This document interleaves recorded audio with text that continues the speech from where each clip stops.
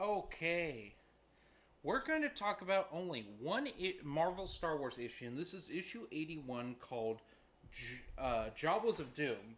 This is by Joe Duffy.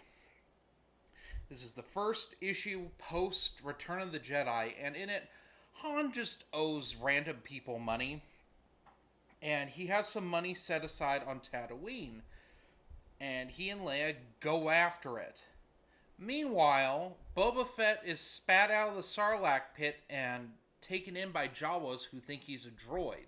And there's this droid that kind of runs the sand crawler that's kind of manipulating Boba Fett. And then the Han and Leia's paths collide with Boba Fett and hijinks ensues. Jawas of Doom is an interesting one for me personally. After reading back in '07, I want to say, we got the deluxe edition DVDs of the original trilogy, the individual ones that came with the trade paperback editions of the movie adaptation comics. That the bonus feature disc had the Laserdisc transfer of the original, not despecialized version of each film. Although I must say they are not good transfers.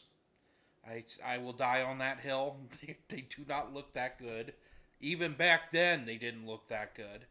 Because they didn't even really bother to remaster them well. But anyway, after reading those, the only other Marvel Star Wars comic I read as a child was issue 81.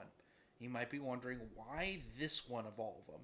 Well, it's because it was one of the first action figure 2-pack comics. So, back in '07, this is the tail end, very end. These are some of the last few action figures I ever bought as a child. Because '07, I went into 7th grade. And I wasn't playing with toys so much anymore. I was more into video games and reading. Anyway, back then, they did a whole series of these action figure 2-packs that came with a comic book, and it'd be a reprint of either a Marvel Star Wars comic or a Dark Horse Star Wars comic. And the first few they did were for the original Star Wars film adaptation comics. So, for instance, there was one that had like Tarkin. Tarkin was green, that sort of thing. Well, the only one of those packs I ever picked up was Star Wars 81, because there was a purple droid and a Boba Fett, and I really liked the colors of them. And I had money burning a hole in my pocket, and I bought them.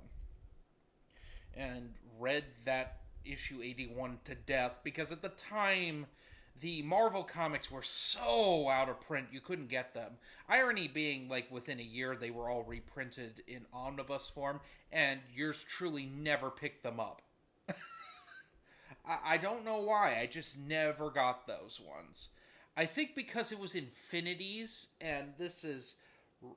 Legacy of the Force was still coming out at this point, and they hadn't fully committed to, hey, the Marvel comics are officially canon, so I didn't go off of it.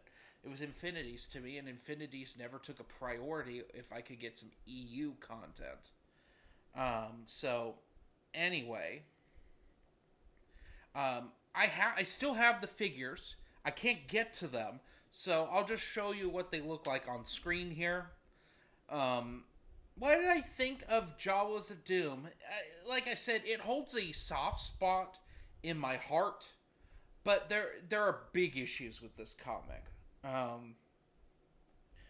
The Boba Fett stuff makes no sense. It just doesn't work, especially with the Bounty Hunter Wars the way it is. And it's just a weird thing to bring back Boba Fett and then get rid of him immediately. Because, spoilers, that's what they do. So we have Boba Fett falls in the Sarlacc pit potentially 3 times. And, like, even now, like... So, I was really thinking about this. Because at the end of Boba Fett's story and Tales from Jabba's Palace, he goes back to the Sarlacc. He could have fallen in again when he went to kill it, and it spits him out. But that's like years later. Does this happen years later? It can't happen years later. It's only like the fact this happens after Truce at Bakura is kind of pushing things. So that doesn't work. The positive of this are Han trying to get his money. And him being back, it's very clear Joe Duffy wanted to write Han Solo. Really, really badly wanted to write some Han Solo. And so she gets what she wants. And she writes him fairly well. Him trying to get his money is pretty funny. There's a Tatooine bank. So he goes to essentially a Star Wars bank. And, they're like, your accounts are frozen. He's like, well, it's because I was frozen in carbonite. And it's just kind of a goofy thing.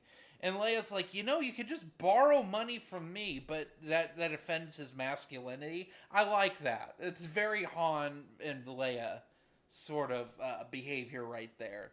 But overall, this comic is okay. It's a solid story.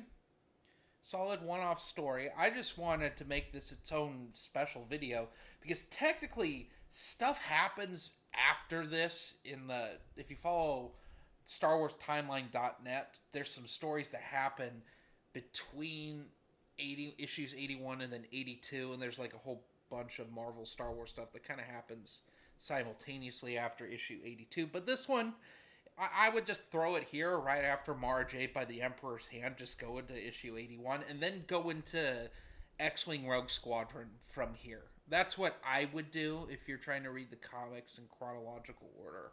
I would throw Rogue Leader in.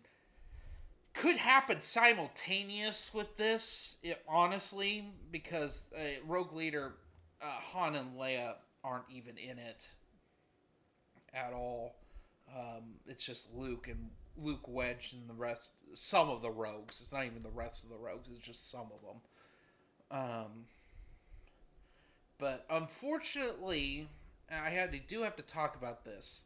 The way the New Republic Omnibus Volume 1 set up, they put Shadows of the Empire Evolutions next. Well, technically they throw some Tales stuff in, which could be happening around this time too. I don't care too much about Tales nonsense, but there you have it. And then it goes into Shadows of the Empire Evolutions.